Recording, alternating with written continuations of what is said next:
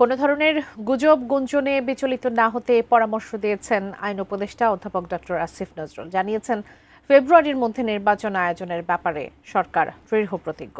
রাজনৈতিক দলগুলোর মধ্যে মতবিরোধ থাকলেও প্রয়োজনের সময় তাদের মধ্যে ঐক্য হবে আশা আইন উপদেষ্টার। আরিফ জামালের রিপোর্ট। প্রধান বিচারপতির সাথে সেনাপ্রধান দেখা করেছেন রোববার, এমন গুঞ্জন ডালপালা ছড়ায় সামাজিক মাধ্যমে।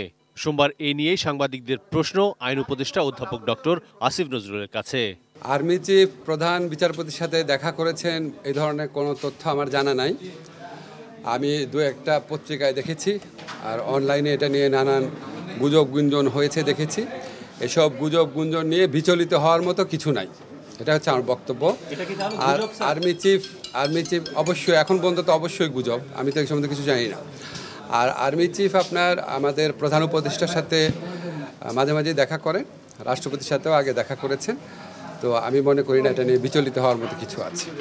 নির্বাচন, রাষ্ট্র সংস্কার এবং জুলাই গণহত্যার বিচার প্রশ্নে রাজনৈতিক দলগুলোর মতভিন্নতা থাকলেও আইন উপদেষ্টা জানান, জুলাই গণঅভ্যুত্থানের পক্ষের রাজনৈতিক দলগুলোর বিচার বিবেচনার প্রতি আস্থা আছে সরকারের। উনাদের বিচার বিবেচনা বোধের উপর আমাদের আস্থা আছে।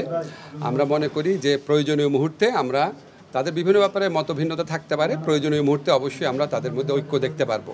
সরকারি নির্দেশনা অনুযায়ী ফেব্রুয়ারির মধ্যেই নির্বাচন আয়োজনের ব্যাপারে নির্বাচন কমিশন কাজ করে যাচ্ছে জানিয়ে আইন উপদেষ্টা বলেন, নির্বাচন পেছানোর সুযোগ নেই।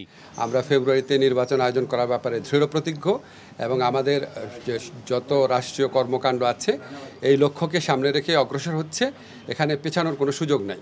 দেশের আইন শৃঙ্খলা পরিস্থিতি সম্পর্কে তিনি বলেন, অভ্যুত্থান পরবর্তী সময়ে সমাজে বিভিন্ন রকম অস্থিরতা কাজ করে। এটা খুব অস্বাভাবিক বলে মনে করি না।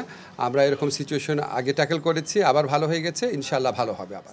আরিফ জামাল, এটি নিউজ, ঢাকা।